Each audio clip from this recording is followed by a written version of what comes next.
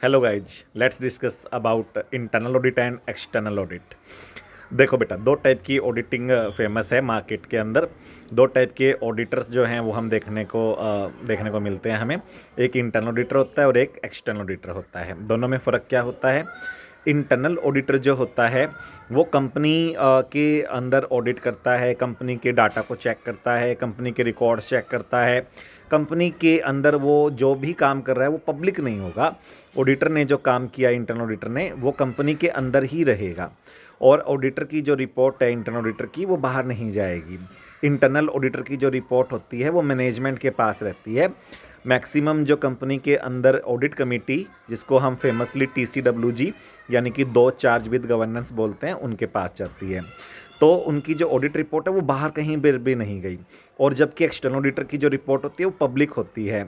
External auditor की जो report होती है उसे शेयर होल्डर देखते हैं, डिबेंचर होल्डर देखते हैं, potential share holder, other company के शेयर होल्डर, अदर कंपनी के डिबेंचर होल्डर। गवर्नमेंट देखती है एक्सटर्नल ऑडिटर की रिपोर्ट को। एक्सटर्नल ऑडिटर की रिपोर्ट पे पूरा विश्व विश्वास करता है, तो पूरा जगत विश्वास करता है एक्सटर्नल ऑडिटर की रिपोर्ट पर। और वो पब्लिक है, मतलब आप ये सोच लो, पब्लिक एट लार्ज भी उस रिपोर्ट को देखती है और बहुत वाइड एंगल से उस रिपोर्ट को देखा जाता है। तो इसलिए एक्सटर्नल ऑडिटर को बहुत ध्यान से अपनी रिपोर्ट बनानी पड़ती है। इंटरनल ऑडिट हर कंपनी में मैंडेटरी नहीं है, एक्सटर्नल ऑडिट हर कंपनी में मैंडेटरी है।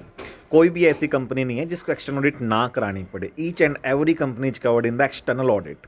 Internal audit is prescribed for bigger companies like listed companies, या फिर पब्लिक कंपनीज में डिपॉजिट 25 CR हो, PSC 50 CR हो, बोरोइंग 100 CR हो, या फिर टर्नओवर 200 CR हो। और जो आपकी प्राइवेट कंपनीज है उसमें बोरोइंग 100 CR को एक्सीड करे और टर्नओवर 200 CR एटलीस्ट हो, तभी उसको करानी पड़ती है। तो जो भी मोस्टली कंपनीज है जिनका साइज छोटा है वो सब एग्जम्प्ट होगी ना इंटरनल ऑडिट से, क्योंकि ज़्यादातर कंपनीज में कहाँ आपको 100 CR की बोरोइंग मिलेगी, कहाँ 200 करोड़ का टर्नओवर मिलेगा। ठीक है, तो मोस्टली कंपनीज को इंटरनल ऑडिट नहीं करानी पड़ती है, जबकि एक्सटर्नल ऑडिट सबको करानी पड़ती है। Internal auditor CA in practice भी हो सकता है, CA इन जॉब भी हो सकता है। External auditor CA in practice ही होना चाहिए। इंटरनल ऑडिटर की इंडिपेंडेंस कम होती है, उसकी एथिकल रिक्वायरमेंट ढंग से पूरी नहीं हो पाती है ना, क्योंकि कंपनी के अंदर रह के काम करता है और रिपोर्ट भी बाहर नहीं जानी होती।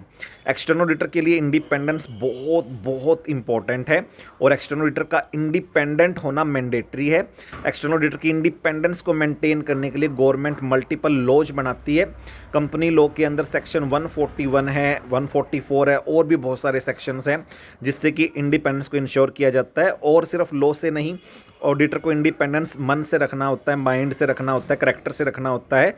और इंडिपेंडेंस को आपको प्रूव भी करना पड़ेगा और आपको उसकी कसम भी खानी पड़ेगी कि मैं इंडिपेंडेंट हूँ। तो एक्सटर्नल ऑडिटर के लिए इंडिपेंडेंस ज़्यादा इंपॉर्टेंट है। इंटरनल ऑडिटर के लिए भी इंपॉर्टेंट है, बट वो इतना इंडिपेंडेंट होता नहीं है यार, इसीलिए उसकी रिपोर्ट पे आउटसाइडर रिलाई नहीं करते। एक्सटर्नल ऑडिटर की रिपोर्ट पे आउटसाइडर रिलाई करते हैं। इंटरनल ऑडिटर जो होता है उसकी वर्किंग को एक्सटर्नल ऑडिटर यूज करता है। इंटरनल ऑडिटर को एक्सटर्नल ऑडिटर डायरेक्ट करता है। इंटरनल ऑडिटर के काम को एक्सटर्नल ऑडिटर जब यूज करता है तो ऐसे 610 यूज करता है। इंटरनल ऑडिटर के हेल्प से वो अपनी एक्सटर्नल ऑडिट को भी कर सकता है, उसको डायरेक्ट असिस्टेंस बोलते हैं, under the direction, supervision and review of the external auditor under ऐसे 610। तो इंटरनल ऑडिटर जो होता है वो कहीं ना कहीं एक ऐसा पर्सन हो गया जो एक्सटर्नल ऑडिटर के इशारों पे भी काम करेगा, बट इंटरनल ऑडिटर के इशारों पे एक्सटर्नल ऑडिटर काम नहीं करेगा। इंटरनल ऑडिटर के काम को मैनेजमेंट, TCWG रिस्ट्रिक्ट कर सकते हैं, लिमिट कर सकते हैं। और इंटरनल ऑडिटर के पास कोई मैकेनिज्म नहीं है जिससे वो इस रिस्ट्रिक्शन या लिमिटेशन के खिलाफ आवाज़ उठा सके, बोल सके। उसे इस रिस्ट्रिक्शन को, लिमिटेशन को एक्सेप्ट करना पड़ता है।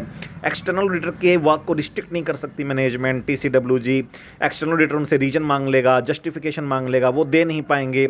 एक्सटर्नल ऑडिटर उनकी ऑडिट से विड्रॉ मार देगा, डिस्क्लेमर मार देगा, ऑडिट ओपिनियन देने से मना कर देगा, कंपनी प्रॉब्लम में फंस जाएगी। एक्सटर्नल ऑडिटर बहुत पावरफुल होता है। इंटरनल ऑडिटर जो होता है उसकी पावर्स कंपनी की मैनेजमेंट और TCWG की विल पावर पर डिपेंड करती है। इंटरनल ऑडिटर ने कोई फ्रॉड पॉइंट आउट किया, हो सकता है उस पर कोई कार्रवाई ना हो। एक्सटर्नल ऑडिटर ने कोई फ्रॉड पॉइंट आउट कर दिया, भाई वो पब्लिक हो जाएगा, कंपनी की बदनामी हो जाएगी, कंपनी को उस पर कार्रवाई करनी ही पड़ेगी। इंटरनल ऑडिटर की रिपोर्ट मीडिया में नहीं जाएगी, एक्सटर्नल ऑडिटर की रिपोर्ट मीडिया में चली जाएगी। इंटरनल ऑडिटर जो होता है वो CA के अलावा CS CM में भी हो सकता है। एक्सटर्नल ऑडिटर का CN प्रैक्टिस होना जरूरी है। तो ऐसे कितने सारे डिफरेंस है ना, तो ध्यान रखिएगा बेटा। इंटरनल ऑडिट और एक्सटर्नल ऑडिट में बहुत सारे डिफरेंस है। इंटरनल ऑडिट पूरे साल चलती है, एक्सटर्नल ऑडिट साल में एक बार ही होती है। तो ऐसे बहुत सारे गैप रहते हैं between internal audit and external audit. तो आप मेरी वीडियो देखते रहिए और आपको मैं और भी बेसिक्स ऑफ ऑडिट करवाता रहूँगा। जय सिया राम, जय जय सिया राम।